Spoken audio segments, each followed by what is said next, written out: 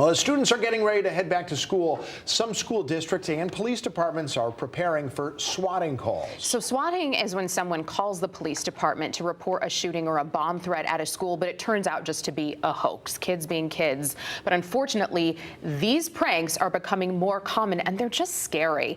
Fox 61's Alicia Hercules got details on how local departments are handling these hoaxes. The first few weeks of school should be a time for students and staff to get settled in and adjusted to the new school year. But over the past few years, schools across the state have been getting swatting calls, prompting large police responses and disrupting the school day. They're very problematic for us, and they're not only disrupting the school day by causing lockdowns, but they're causing a lot of fear and anxiety amongst the students and staff. They're putting a strain on the resources of the law enforcement. Chief Joshua Berniger with the Watertown Police Department says the town and many other schools across the state see an increase in these swatting calls at the beginning of the school year. A swatting call is when a fake report of criminal activity is called in and reported to police.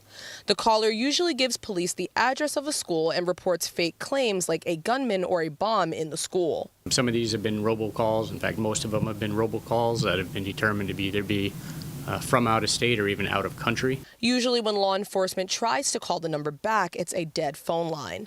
When the call is made, law enforcement immediately contacts the school resource officer to notify them about the report. The school resource officer or our dispatch center at that time will notify the school administration of the nature of the call and recommend that the school go into a lockdown until we can verify that this is a hoax call.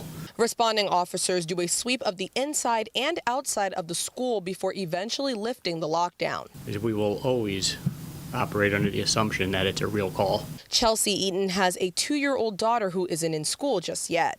She says it's comforting to know that police still treat these calls as real until proven otherwise. If my daughter was in school and someone called in a threat, I would want them to take that seriously. So I can still appreciate that. While many swatting calls are robocalls, Chief Berniger says on occasion it is an actual person or sometimes even a student making these calls. Making a joke about a bomb in the school or about that Johnny has a gun in his backpack and what may seem like a funny joke at the time generates a very real response. He says these prank calls or even making jokes about weapons in school are taken very seriously by law enforcement.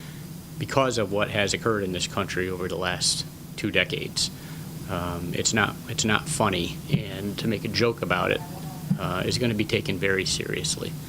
And whether or not charges come from the police, you can be certain that discipline will be coming from the school. Chief Berniger says it's important for parents to speak with their children about the serious consequences of these kinds of jokes or pranks and how it can negatively affect their future. In Watertown, Alicia Hercules, Fox 61.